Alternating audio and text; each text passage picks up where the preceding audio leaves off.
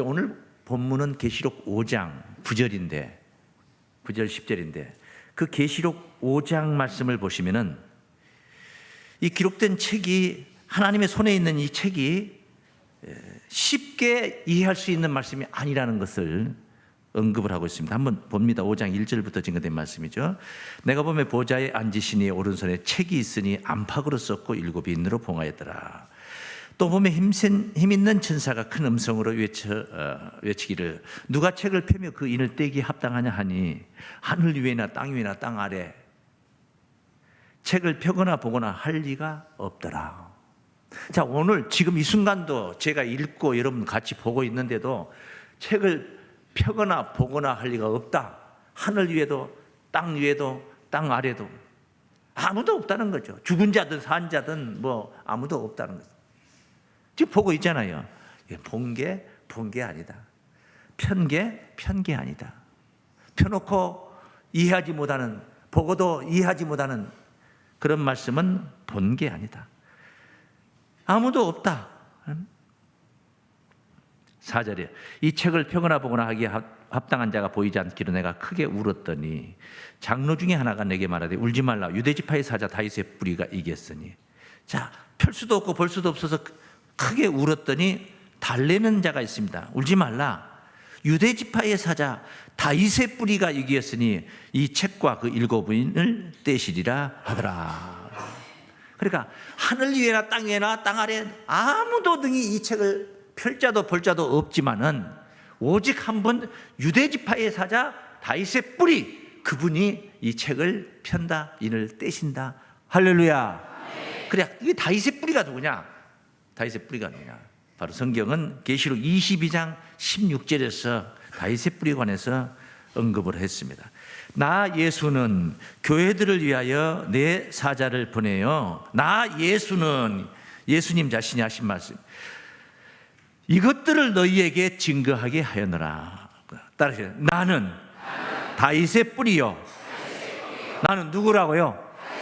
예수님이 다윗의 뿌리요 광명한 자손이니 광명한 새벽별이라. 이렇게 소개를 하고 있습니다. 우준한 인간들이 이해할 수 있는 말씀, 펼 수 있는 말씀이 아니라는 거죠. 오직 보좌 우편에 계신 예수 그리스도만이 이 책을 펼 수가 있다. 할렐루야. 이런 말씀인 것입니다. 그래서 오늘 본문 뒤에 본문 앞에 조금 전에 읽었던 말씀 그 뒤에 바로 보면은 5장 7절 말씀 보시면은 어린 양이 나와서 보좌에 앉으시니 오른손에서 책을 취하시니라.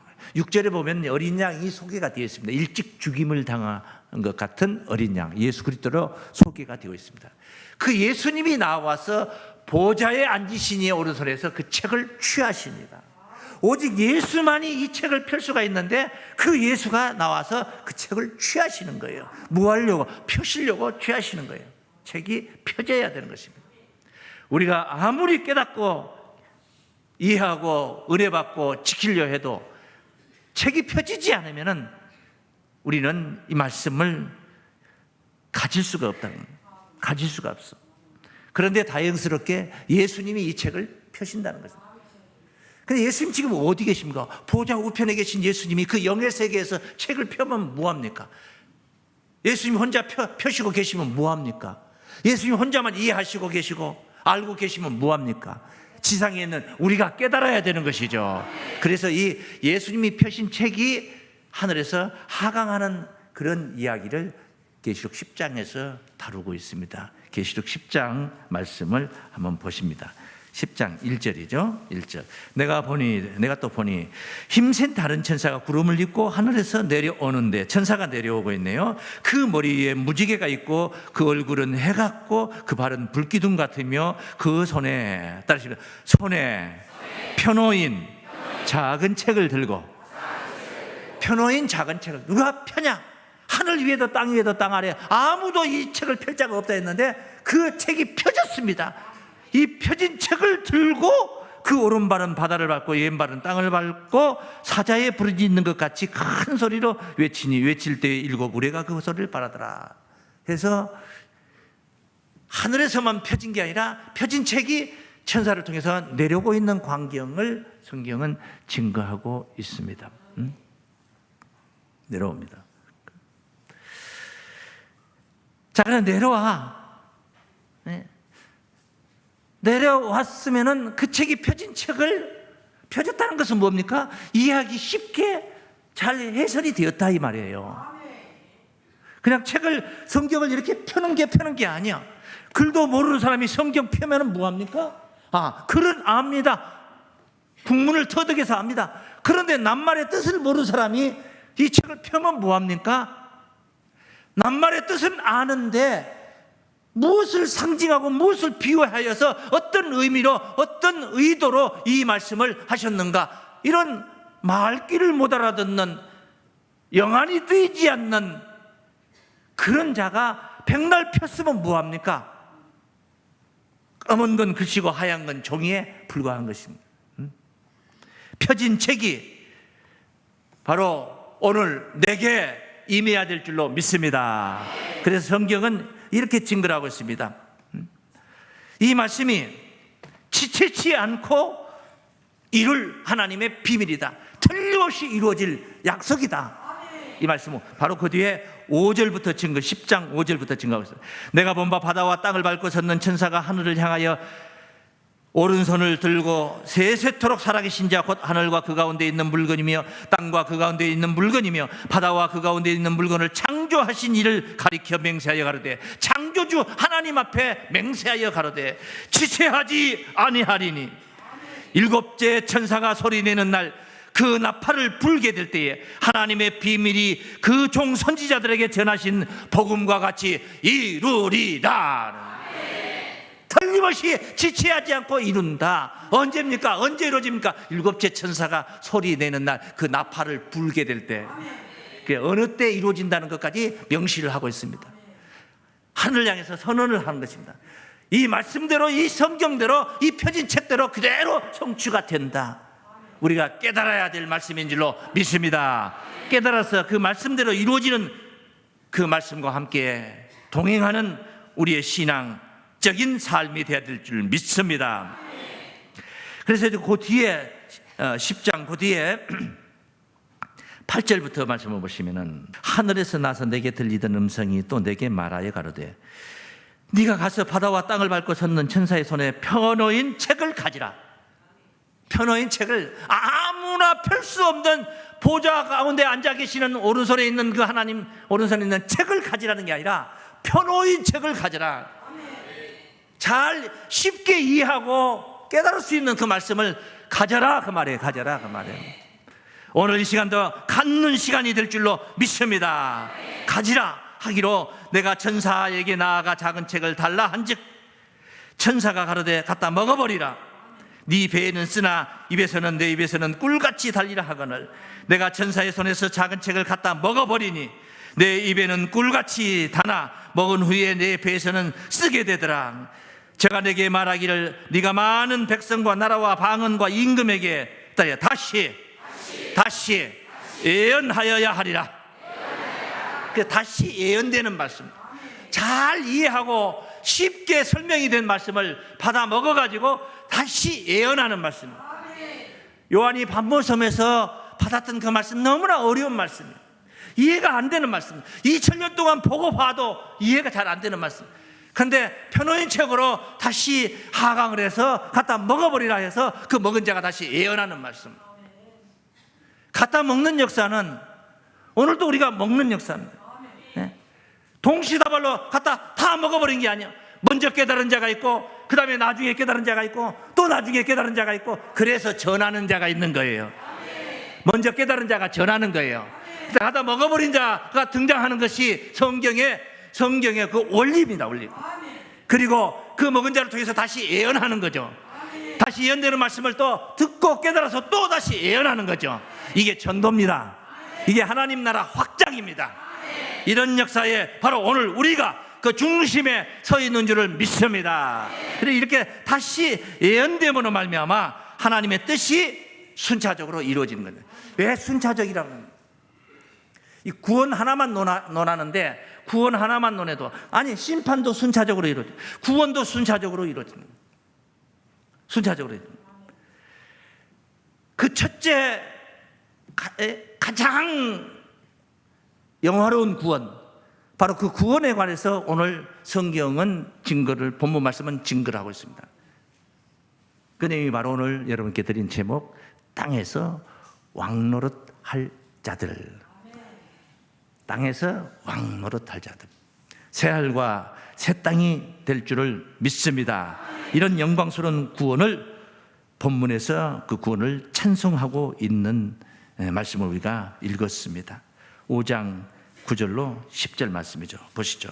새 노래를 노래하여 가로되 책을 가지시고 그 인봉을 떼기에 합당하시도다. 아무도 뗄 수도 없고 펼 수도 없다 했는데 지금 보니까 합당하시도다. 일찍 죽임을 당하사 각 족속과 일찍 죽임을 당하사, 예수 그리스도 어린 양을 얘기해요.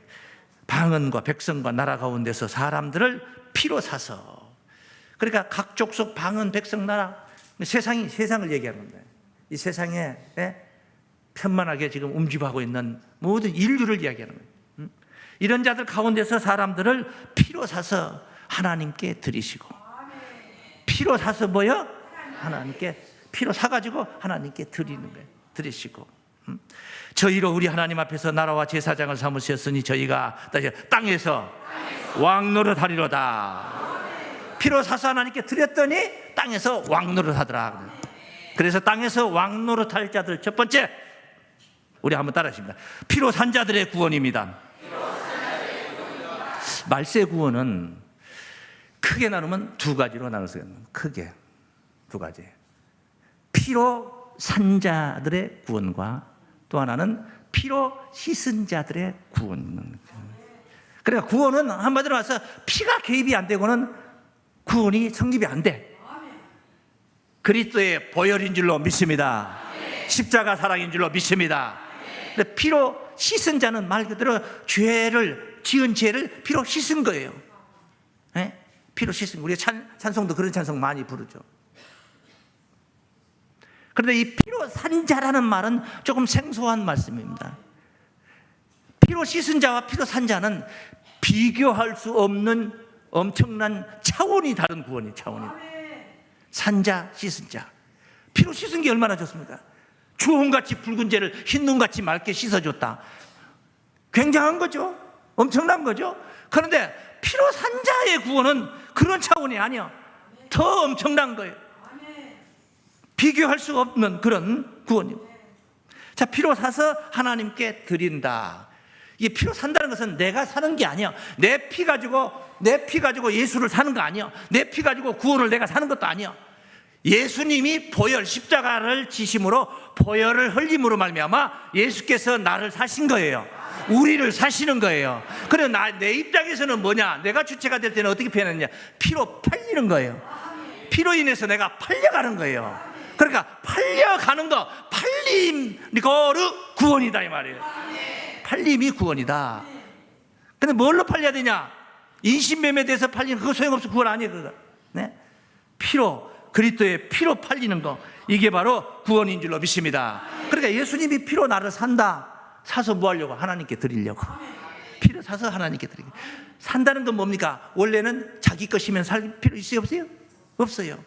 내 것인데 뭐 왜 삽니까? 원래는 예수 것이 아니었는데 예수 것으로 바뀐 거예요. 예수 것이 되는 거예요. 뭘로 인해서? 피로 인해서. 더 자세히 표현하면 골고다 산상의 십자가 사건으로 인하여서.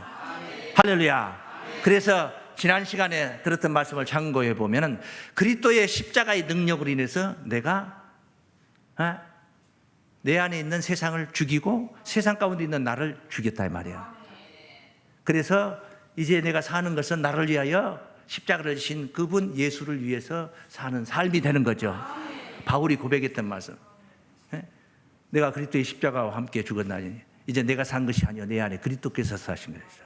내가 육체 가운데 사는 것은 나를 사랑하사 자기 몸을 나를 대신하여 자기 몸을 버리신 하나님 아들을 믿는 믿음 안에서 사는 것이니라. 할렐루야. 그런 말씀이 이게 딱 멸치가 되는 말씀이에요. 연결이 되는 말씀이다. 이렇게 여러분이 이해하시면 돼요. 그래서 피로 산 자의 구원, 이 구원에 관해서 바울도 언급을 했어요.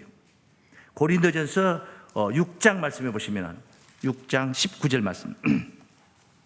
너희 몸은 너희가 하나님께로부터 받은 바 너희 가운데 계신 성령의 전인 줄 알지 못하니 너희는 너희 것이 아니니 너는 네 것이 아니다. 그래, 그 말씀이야. 너희는 너희 것이 아니라. 그 뒤에 말씀. 값으로 산 것이 되었으니. 피로 산 것이 되었어요. 그런 상태가 되어야 되는 거예요. 값으로 산 것이 되었으니 그런즉 너희 몸으로 하나님께 영광을 돌리라.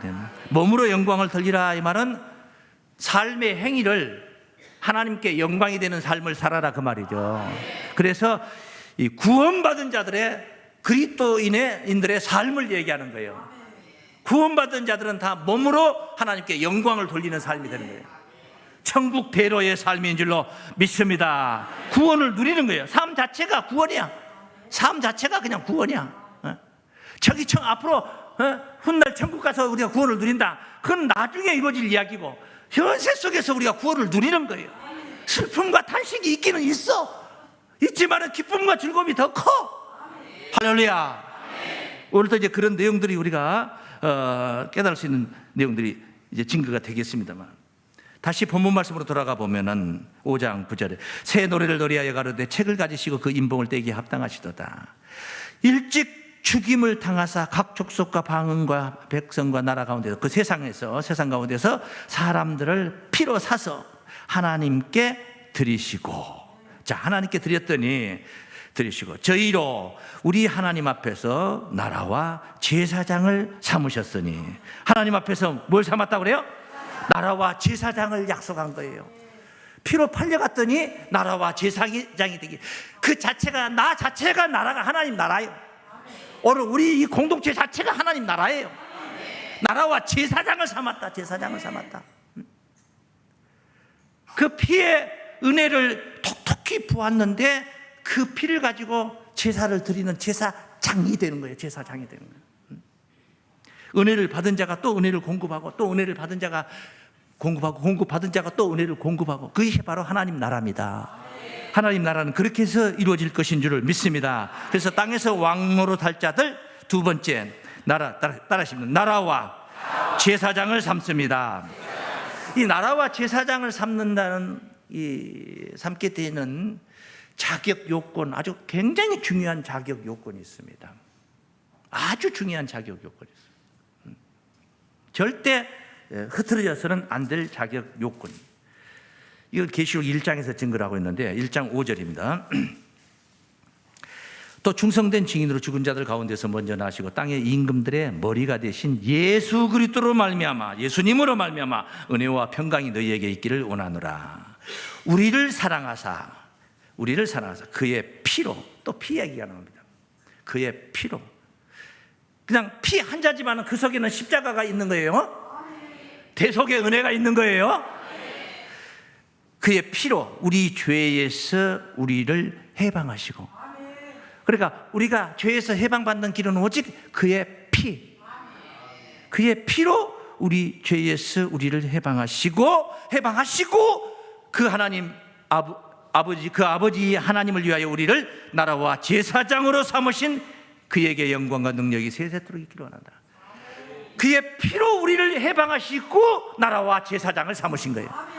다 이것을 좀 더 이해를 더 돕는다면은, 그의 피로 죄에서 해방을 받지 못하면은 나라와 제사장을 삼을 수가 없다.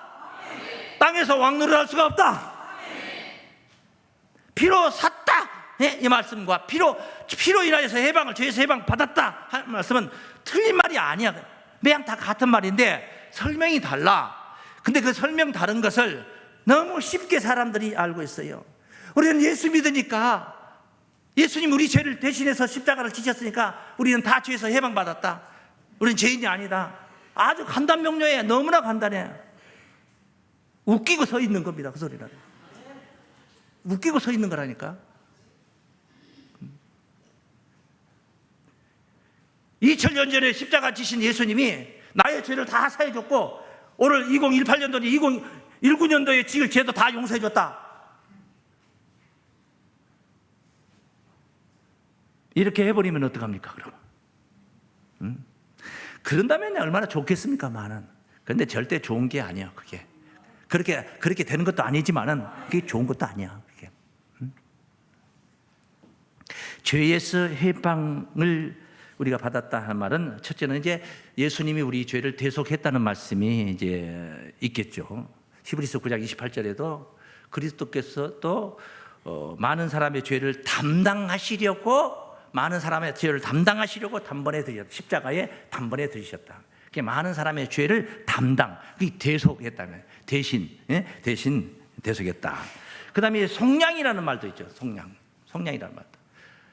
지난주에도 보았던 것 같은 갈라디아서 3장 13절 말씀에 나무 위에 달린 자마다 다 저주 아래 있는 자라 했는데 그리스도께서 우리를 위하여 저주를 받은 바 되사 예수님이 우리를 위해서 우리 때문에 저주를 받은 바 되사 율법의 저주에서 우리를 속량하여 율법의 저주에서 우리를 속량했다. 그러니까 속량했다는 것은 그 천민 노비를 예를 들어서 이제 그 천민 노비가 있는데 그 노비 값을 얼마를 주고 노비 문서를 없애버리는 거예요. 양민이 되는 거예요. 이제 양반도 되는 거예요. 그래서 노비에서 속량받았다 이렇게 말할 수 있는 것이죠. 예수님이 우리 죄에서 우리를 율법의 저주에서 우리를 속량하시려고 저주를 받은 거예요. 그 저주가 뭐냐? 내가 받을 저주인데 예수님이 대신 받은 거예요. 그게 뭐냐? 십자가에 달려서 고개 들고 죽어 같은 사건을 얘기한 거예요. 그래서 그 뒤에 나무에 달린 자마다 저주 아래 있는 자라. 나무에 달린 자마다 저주 아래 있는 자라. 내가 나무에 달렸어요? 예수님이 달렸어요? 예수님이 달렸는데 그 예수가 달린 것은 바로 예수 죄 때문에 예수가 달린 게 아니라 우리 죄 때문에 내 대신 달린 거예요. 그래서 예수님이 나를 뭐했다? 속량하셨다. 할렐루야. 몸값을 받고 노비를 풀어줘서 그래서 양민이 되게 해준 것과 똑같은 이야기야. 죄값을 받고 우리를 죄에서 사망에서 풀어주신 거예요. 죄의 삭은 사망이라. 그 죄의 삭은 사망을 내가 지불해야 되는데 예수님이 사망을 대신 당하시고 우리를 사망을 안 당하게. 그럼 뭐예요? 영생하게. 바로 이것이 구원이고 천국인 줄로 믿습니다. 그래서 거기서 빼냈다. 속량이라는 것은 빼냈다 그런 말이야. 빼내서 죄악된 곳에서 빼내서 어디로 데리고 가느냐? 예수 안으로 간 거예요. 예수 안으로. 그 예수 안에 가보니까 뭐가 있느냐? 로마서 8장 1절에 무릇 그리스도 예수 안에 있는 자에게는 결코 정죄함이 없나니 죄로 책잡을 것이 없다. 심판받을 것이 없다. 예수 안에 있으면 심판받을 것이 없다. 그냥 교회만 다니면 심판받을 것이 없다. 이렇게 아주 단순하게 생각해. 아니야. 자세히 봐. 그 뒤에 2절에 죄와 사망의 법에서 예수 안에 있는 생명의 성령의 법이 어떤 법이 있어. 생명을 주는 성령의 법이 있다 이 말이야.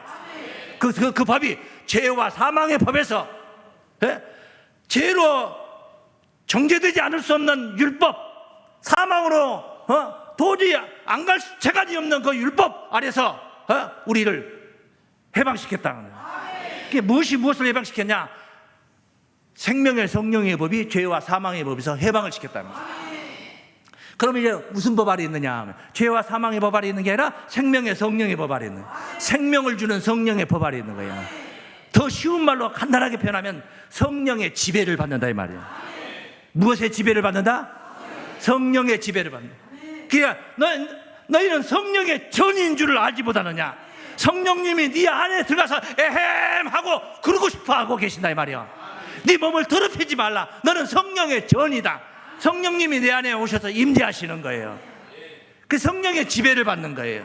성령님이 나를 데리고 어디를 갑니까? 시궁창으로 끌고 가서 꼬라 박아버립니까? 죄악된 살인마들이 있는 데 가서 같이 동조하면서 돌 던지면서 같이 동조하고 성령님이 나를 데리고 그런 데로 데리고 다니십니까?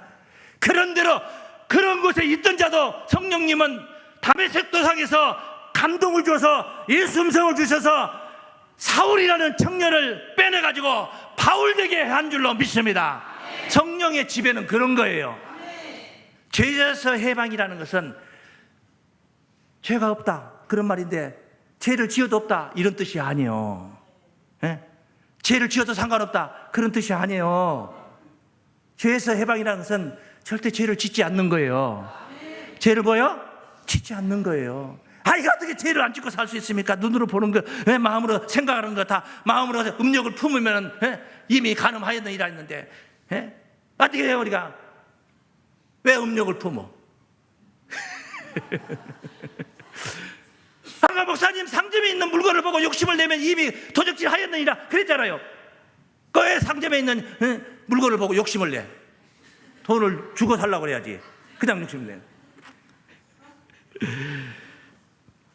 정죄할 것이 없다 이 말은 죄를 지어도 죄가 성립되지 않는다는 말이 아니고 죄 짓지 않는다 이 말이에요. 그럼 어떻게 해서 죄를 안 지을 수 있느냐? 죄를 지어가지고 얻어지는 열매 있잖아요.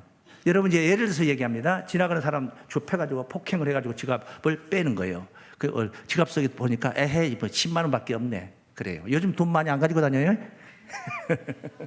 그러니까 10만 원밖에 없네. 죄를 지었어 어쨌든 간에. 그때 10만 원 얻었어. 죄를 지었어. 이런 10만 원 아니라 1천억을 얻었다 할지라도 죄를 지어가지고 1,000억 원을 얻었다 할지라도 죄를 안 짓고 누리는 은혜, 죄를 안 짓고 누리는 은혜가 훨씬 더 강렬하기 때문에 죄를 지을 생각을 안 해. 그러니까 저절로 죄를 안 짓는 삶이 되는 거예요. 네? 죄를 안 짓는 것을 무겁게 생각하지 마세요. 아예 포기하고 죄 지으려고 생각을 하고 있어. 아예 틀어서 먼지 안 날 사람 어디 있어요 하고 아예 죄 지을 생각부터 먼저 하고 있어요. 은혜가 충만하면 이길 수가 있는 줄로 믿습니다. 로마서 5장 말씀 보십니다. 로마서 5장 21절 말씀. 5장 21절. 이는 죄가 사망 안에서 왕 노릇한 것 같이 죄가 사망 안에서 뭔 노릇한다?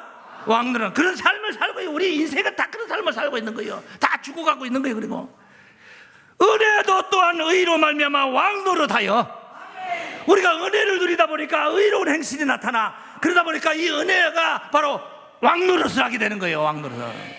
너의 왕은 무엇이냐? 내 왕은 은혜다. 너는 뭐냐? 죄다. 죄인과 의인의 차이인 것입니다. 그래서 오늘 5장 9절로 10절 말씀, 본문 말씀이 저희로 우리 하나님 앞에서 나라와 제사장을 삼으셨으니 저희가 땅에서 왕 노릇하리로다. 우리 한번 따라했습니다. 주님과 함께 왕 노릇합니다. 주님 나라가 이루어진다는 거예요. 예수 나라가 이루어진다는 거예요. 새로운 세상이 열린다는 거예요. 할렐루야. 계시록 11장 15절 말씀입니다. 계시록 11장 15절 말씀. 일곱째 천사가 나팔을 불매 일곱째 천사가 나팔을 불 때 하나님의 비밀이 그 종 선지자들에게 전하신 복음과 같이 다 이루어진다고 앞서 계시록 10장에서 보았었습니다. 7절에서 일곱째 천사가 나팔을 불매 하늘에 큰 음성이 나서 가로되 세상 나라가 우리 주와 그리스도의 나라가 되어 세상 나라가 예수 나라가 되어 그가 예수님께서 세세토록 왕노릇 하시리로다. 예수와 함께 왕노릇하게 되는 줄을 믿습니다. 주와 함께 왕노릇하는 새하늘과 새 땅이 열리게 될 것인 줄 믿습니다. 신앙의 승리자들이 가는 하늘나라인 줄로 믿습니다. 피로 산 자들이 가는 하나님의 나라인 줄을 믿습니다. 오직 주님의 것들이, 누구 것들이?